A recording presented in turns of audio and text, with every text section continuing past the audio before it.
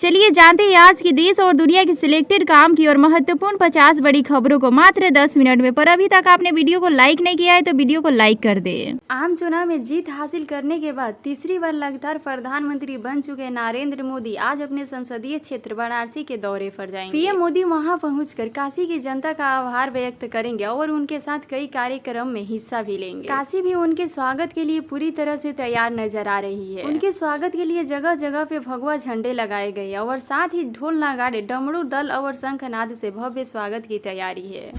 योगी सरकार ने उत्तर प्रदेश में मातृ अर्पण योजना शुरू की है, जिससे अब तेजी से क्रियान्वित किए जाने की ओर कदम बढ़ाए गए हैं। नगर विकास विभाग की ओर से नगरीय क्षेत्र में योजना के क्रियान्वित के संबंध में दिशा निर्देश जारी कर दिए गए हैं।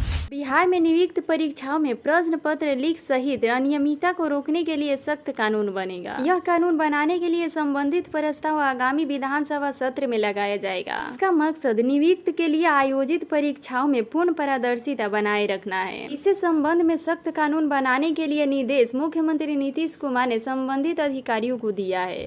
कांग्रेस सांसद राहुल गांधी केरल की वायनाड लोकसभा सीट से इस्तीफा देंगे। राहुल गांधी रायबरेली से सांसद बने रहेंगे और वायनाड से संसद पद से इस्तीफा देंगे। राहुल गांधी ने इस साल के लोकसभा चुनाव में वायनाड और रायबरेली सीट से जीत हासिल की है। उन्होंने कहा है कि अब राहुल गांधी प्रियंका गांधी के लिए वायनाड सीट छोड़ेंगे। लोकसभा चुनाव 2024 में उत्तर प्रदेश में कांग्रेस और समाजवादी पार्टी ने बड़ी सफलता हासिल की है। गठबंधन में यूपी में 43 सीट हासिल की है, जिसकी चर्चा पूरे देश में हो रही है। बिहार में एक बार फिर पुल हादसा हुआ है। उद्घाटन से पहले ही पुल ध्वस्त होकर नदी में समा गया। घटना अररिया जिले के सिकटिया प्रखंड की है। प्रधानमंत्री नरेंद्र मोदी ने मंगलवार की शाम काशी आएंगे। इस दौरान वहां से मिली जीत के प्रति लोगों का आभार जताएंगे और पूरे देश में किसान की सम्मान निधि का 17वां किस्त भी जारी करेंगे। पिछले दौरे से इस बार का आगमन बिल्कुल अलग है। पीएम मोदी इससे पहले भी 2 बार यहां से जीत मिलने के बाद लोगों का आभार जताने आए थे। दोनों बार वह बनारस के संसद बनते ही यहाँ आ गए थे। यहाँ से जाने के बाद प्रधानमंत्री पद की शपथ ली थी। इस बार वह शपथ ग्रहण करने के बाद बनारसी आ रहे हैं। दोनों बार चुनाव जीतने के बाद पहला दौरा बनारसी का ही रहा। इस बार ऐसा नहीं हो रहा। इस बार चुनाव जीतने के बाद विदेश का भी एक दौरा कर चुके हैं। पीएम मोदी ने मंगलवार को जनता को एक अच्छी खबर दी है। चुनाव के बाद प्रधानमंत्री नरेंद्र मोदी का मन का बात कार्यक्रम वापस आ गया है। तीसरी बार प्रधानमंत्री चुने जाने के बाद पीएम मोदी का यह पहला मन की बात का कार्यक्रम होगा। पीएम मोदी 111वीं बार मन की बात कार्यक्रम में अपने विचार साझा करेंगे। राशन कार्ड उपभोक्ताओं की बड़ी राहत मिली है। यूपी सरकार ने राशन लेने के लिए जो प्रक्रिया शुरू की थी उस पर फिलहाल रोक लगा दी है। यूपी सरकार ने इस आदेश के बाद अब सभी को आसानी से फ्री गेहूं चावल का लाभ मिल सकेगा। लोकसभा चुनाव बीतने के बाद ही आलू प्याज और टमाटर के भाव बढ़ गए हैं। मतगणना के ठीक एक दिन पहले के मुकाबले जहां इन सब्जियों के दाम उछले हैं, वहीं दालों के भाव भी बढ़ गए हैं। उपभोक्ता मंत्रालय की वेबसाइट पर दिए गए आंकड़ों के मुताबिक 2 हफ्तों में ही गेहूं, चावल, आटा, दाल, सरसों तेल, गुड़ और नमक तक भी महंगा हो गया है। दिन पर दिन हर चीज की बढ़ती महंगाई से आम जनता का हाल बेहाल है। खासकर दवाओं के बढ़ते दाम लोगों को अधिक परेशान कर रहे हैं। लेकिन इसी बीच देश की जनता के लिए एक राहत भरी खबर सामने आ रही है। सरकार ने दवाओं के रेट में कमी की है। 54 जरूरी दवाओं के दाम कम हो गए हैं। देश में बढ़ती हुई खाद्य महंगाई सरकार के लिए चुनौती बनी हुई है। खाद्य मुद्रास्फीति को नियंत्रित करने के लिए अब सरकार आवश्यक वस्तुओं की सूची में 16 नए नाम शामिल करने पर विचार कर रही है। सरकार की योजना सब्जी को भी निगरानी सूची में डालने की है। बिहार सरकार ने बेरोजगार युवाओं को हित में बड़ा फैसला लेते हुए उन्हें भत्ता देने का फैसला किया है। बिहार मंत्रिमंडल को शुक्रवार को हुई बैठक में बेरोजगारी भत्ता 2024 को मंजूरी दी गई है। हिमाचल प्रदेश में इंदिरा गांधी प्यारी बहना योजना के तहत महिलाओं के खाते में 1500 रुपये डाल दिए गए हैं। प्रदेश सरकार ने इस योजना के तहत अब तक 24,513 महिलाओं के यह राशि जारी की गई है। बांग्लादेश की प्रधानमंत्री शेख हसीना 21 जून को भारत की 2 दिवसीय यात्रा पर आएंगी। इस उद्देश्य से दोनों देशों के बीच में रणनीतिक संबंधों को और मजबूत करना है। शेख हसीना 22 जून को प्रधानमंत्री नरेंद्र मोदी के साथ व्यापक बातचीत करेंगी। बिहार के पूर्व डिप्टी सीएम तेजस्वी यादव कोलकाता दौरे पर गए हैं। इस दौरान उनकी पत्नी राजश्री यादव और उनकी बेटी कत्यानी भी साथ है। तेजस्वी यादव के परिवार संग यह दौरा निजी बताया जा रहा है। देश के प्रधानमंत्री नरेंद्र मोदी लगातार तीसरी बार प्रधानमंत्री पद संभालने के बाद सबसे पहले किसानों को बड़ा तोहफा दिया और फैसले का हस्ताक्षर किया है। पीएम मोदी ने 10 जून 2024 को किसान सम्मान निधि की 17वां किस्त जारी करने के फैसले पर हस्ताक्षर किए थे। बिहार पिछले 15 दिनों से लगातार भीषण गर्मी के चपेट में है। खासकर दक्षिण बिहार के जिले में 45 डिग्री से 47 डिग्री के बीच तापमान दर्ज किए जा रहे हैं। मुख्यमंत्री नीतीश कुमार ने गर्मी के बचाव के लिए बिजली विभाग को अलर्ट किए हैं और पूरी बिजली उपलब्ध कराने का निर्देश दिए हैं। इसके बावजूद पटना समेत कई जिलों में बिजली की समस्या बनी हुई है। बिजली में कटौती होने पर बिजली विभाग के खिलाफ लोगों की नाराजगी साफ दिख रही है।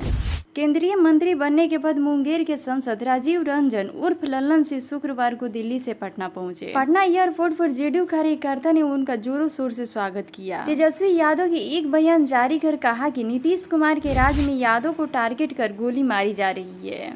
उनके इस बयान पर बिहार में सियासी पारा हाई है। लल्लन सिंह से जब इस पर सवाल किया गया तो उन्होंने कहा कि तेजस्वी यादव के बयान का जवाब आप तेजस्वी यादव से ही ले लीजिए।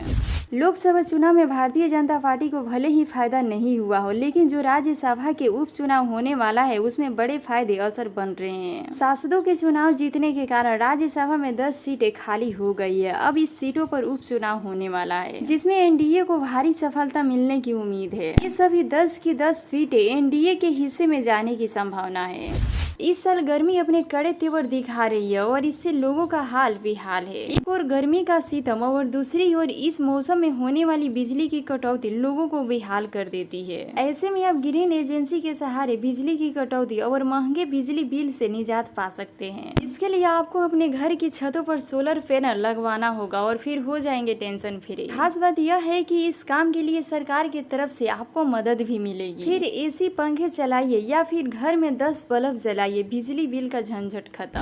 भीषण गर्मी और लू से बेहाल बिहार वासियों के लिए अच्छी खबर सामने आई है। मौसम विभाग ने मानसून को लेकर नई जानकारी दी है। अगले 3-4 दिनों में मानसून की आगाम के साथ ही उत्तर बिहार में मूसलाधार बारिश होगी। केंद्रीय उपभोक्ताओं मामले में सचिव निधि खरे ने शुक्रवार को कहा कि अच्छे मानसून और आयात बढ़ाने की उम्मीद से अगले महीने से अरहर, चना और उड़द दालों की कीमतों में नरमी आने की संभावना है।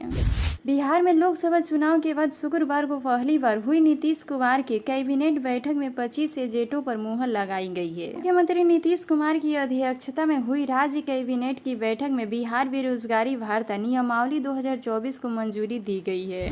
पिछले कुछ महीनों से पेट्रोल और डीजल की कीमतों में ज्यादा बदलाव देखने को नहीं मिला है। ऐसे में भारत के ज्यादातर शहरों में फ्यूल की कीमत सामान्य रही है। बिहार बोर्ड से वर्ष 2024 में मैट्रिक एवं इंटरमीडिएट की परीक्षा में पास होने वाले छात्र छात्राओं को मुख्यमंत्री बाल विकास प्रोत्साहन योजना और मुख्यमंत्री कन्या उत्थान योजना के तहत छात्रवृत्ति दी जाएगी।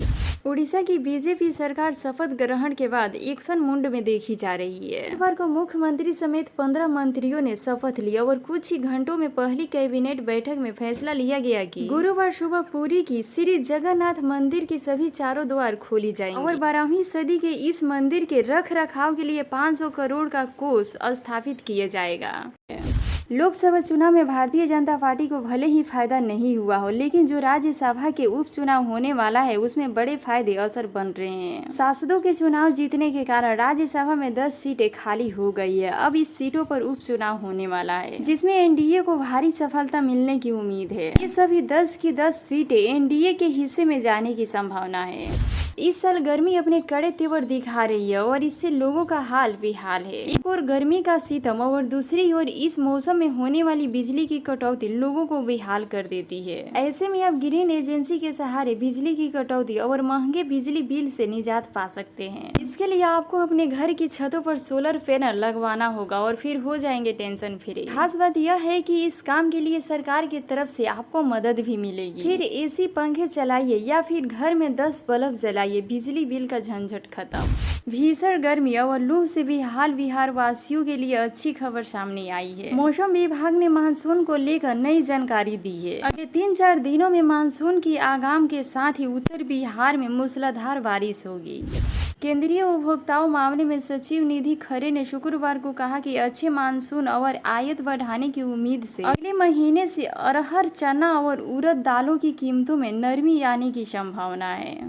बिहार में लोकसभा चुनाव के बाद शुक्रवार को पहली बार हुई नीतीश कुमार के कैबिनेट बैठक में 25 एजेंडों पर मुहर लगाई गई है। मुख्यमंत्री नीतीश कुमार की अध्यक्षता में हुई राज्य कैबिनेट की बैठक में बिहार बेरोजगारी भत्ता नियमावली 2024 को मंजूरी दी गई है। पिछले कुछ महीनों से पेट्रोल और डीजल की कीमतों में ज्यादा बदलाव देखने को नहीं मिला है। ऐसे में भारत के ज्यादातर शहरों में फ्यूल की कीमत सामान्य रही है। बिहार बोर्ड से वर्ष 2024 में मैट्रिक एवं इंटरमीडिएट की परीक्षा में पास होने वाले छात्र छात्राओं को मुख्यमंत्री बाल विकास प्रोत्साहन योजना और मुख्यमंत्री कन्या उत्थान योजना के तहत छात्रवृत्ति दी जाएगी।